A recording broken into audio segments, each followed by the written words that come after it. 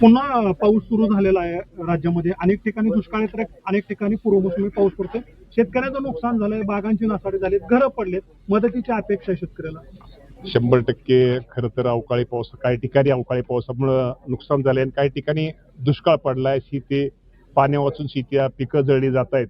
या बाबतीमध्ये निश्चित प्रकारे जिथं अवकाळी पावसानं नुकसान झालं या बाबतीमध्ये कृषी विभाग आणि महसूल विभाग यांचे एकत्र अधिकारी जिथं जिथं पिकांचं नुकसान झालंय तिथे येऊन ते नुकसान भरपाईचे पंचनामे करण्याचे आम्ही आदेश त्या सर्वांना दिलेले आहेत.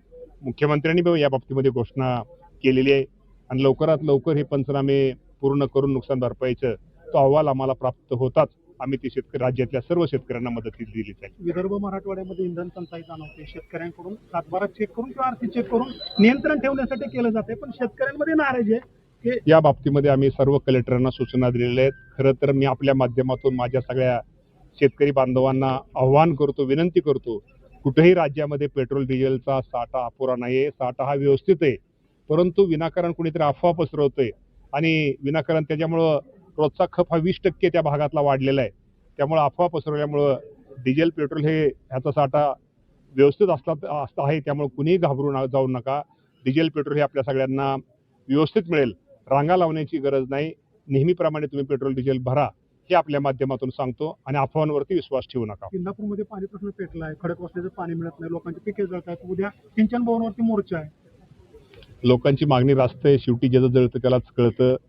खडकवासल्याच्या बाबतीमध्ये इंदापूरला निराडावा तिथं पाणी व्यवस्थित मिळते. बाकीच्या इतर कालव्यातून पाणी व्यवस्थित मिळते. उजनीमध्ये पाणी ह्या वेळेस व्यवस्थित आहे.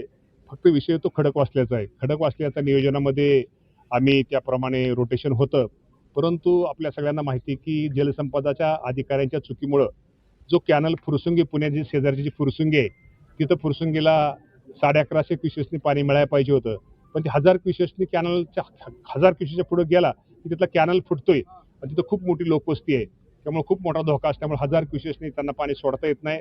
त्यांनी खरं तर ते अगोदरच काम रोटेशनच्या अगोदरच ते काम करायला पाहिजे. त्यांनी काम न केल्यामुळं त्याचा फटका इंदापूरला कारण इंदापूर हा टेलचा तालुका आहे आणि टेलचा तालुका असल्यामुळे इंदापूरला त्याचा फटका बसलेला आहे. आणि उद्या निश्चित प्रकारे आमचे शेतकरी मी स्वतः सुद्धा अधिकाऱ्यांना तो जाब विचारणार आहे. खरं तर अधिकाऱ्यांच्या चुकीमुळे इंदापूरच्या शेतकऱ्यांचं खूप मोठं नुकसान फक्त खडकवासल्या शेतकऱ्यांचं झालेलं आहे. काय कारवाई होणार? तुम्ही कारवाई 100% उद्या आता माहिती तर घेतो आणि त्याप्रमाणे करणारच ना. चुकाला शेवटी शेतकऱ्यांची काय चूक आहे?